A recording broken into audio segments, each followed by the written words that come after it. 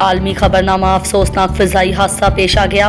Washington airport کے قریب طیارہ حادثہ۔ بیورو چیف اعجاز احمد طاہر افغان سے عالمی خبرنامہ کی رپورٹ کے مطابق واشنگٹن ایئرپورٹ کے قریب ایک افسوسناک فضائی حادثہ پیش آیا، جس میں ایک مسافر طیارہ اور ایک فوجی ہیلی کاپٹر آپس میں ٹکرا گئے۔ اس حادثے کے نتیجے میں 18 افراد جاں بحق ہوئے، جن کی لاشیں پوٹومیک دریا سے برآمد کی گئیں۔ حادثہ رن وے کے قریب دریا کے اوپر پیش آیا۔ مسافر طیارے سے ٹکرانے والا بلیک ہاک فوجی ہیلی کاپٹر تربیتی پرواز پر تھا۔ حادثے کے بعد امدادی ٹیموں نے فوری طور پر کارروائی کرتے ہوئے دریا سے لاشوں کو نکالا اور مزید ممکنہ متاثرین کی تلاش جاری ہے۔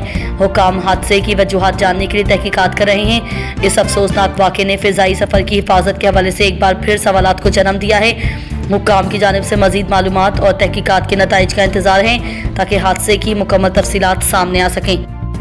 پی آئی اے کے بیشتر پائلٹ کی ڈگریاں جعلی ہیں۔ سابق وزیر ہوا بازی غلام سرور خان کے بیان کے خلاف حکومت نے انکوائری کا آغاز کر دیا۔ فخر نیوز کے بیورو چیف اعجاز احمد طاہر افغان کی رپورٹ۔ میڈیا رپورٹس کے مطابق سابق وزیر ہوا بازی غلام سرور خان کے خلاف پی آئی اے پائلٹ کی جعلی ڈگریوں کے خلاف بیان پر حکومت پاکستان نے انکوائری کا آغاز کر دیا ہے۔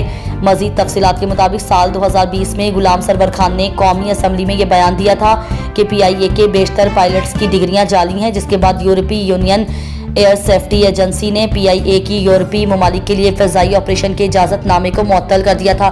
تاہم نومبر 2024 میں وزیر دفاع خواجہ محمد آصف نے اعلان کیا کہ یورپی کمیشن اور یورپی ایوییشن سیفٹی ایجنسی نے پی آئی اے کی پروازوں پر عائد پابندی اٹھا لی ہے۔ مزید برآں 2020 میں کراچی میں پی آئی اے کے طیارے کو پیش آنے والے حادثے کے بعد غلام سرور خان نے کہا تھا کہ طیارہ حادثے کی جلد از جلد اور شفاف انکوائری ہوگی اور اگر ان کی کوتاہی ثابت ہوئی تو وہ مستعفی ہو جائیں گے۔ ان واقعات کے تناظر میں غلام سرور خان کے خلاف مختلف انکوائریاں اور قانونی کارروائیاں جاری رہی ہیں۔ اب تازہ ترین رپورٹ کے مطابق حکومت پاکستان نے غلام سرور خان کے خلاف انکوائری کا آغاز کر دیا ہے۔ ریاض میں گلوبل لیبر کانفرنس کا انعقاد۔ پاکستان سمیت دنیا بھر کے 45 ممالک سے افرادی قوت اور وزراء نے شرکت کی۔ فخر نیوز کے بیورو چیف اعجاز احمد طاہر افغان کی رپورٹ۔ ریاض سعودی عرب میں گلوبل لیبر کانفرنس کا انعقاد ہوا، جس میں پاکستان سمیت 45 ممالک سے افرادی قوت کے وزراء اور دیگر اہم شخصیات شریک تھیں۔ اس موقع پر شرکاء نے بین الاقوامی لیبر مارکیٹ کو جدید تقاضوں کے مطابق منظم بنانے پر اظہار خیال کیا۔ مزید تفصیلات کے مطابق ریاض کے کنگ عبدالعزیز کانفرنس سینٹر میں دوسری گلوبل لیبر کانفرنس کا افتتاح سعودی وزیر محنت و افرادی قوت انجینئر احمد الراجحی نے کیا، جبکہ وفاقی وزیر overseas Pakistanis and human resource development Chaudhry Saleh Hussain نے بھی کانفرنس کے مختلف سیشنز میں شرکت کی اور مختلف اسٹالز پر ماہرین سے بریفنگ لی اور پاکستان کی لیبر مارکیٹ کے حوالے سے آگاہ کیا۔ اس موقع پر چودھری صالح حسین کا کہنا تھا کہ سعودی عرب پاکستانی ورکرز اور ہنرمندوں کو اہمیت دیتا ہے، ان کی تعداد کو مزید بڑھانے کے لیے مختلف پہلوؤں پر عمل کیا جا رہا ہے۔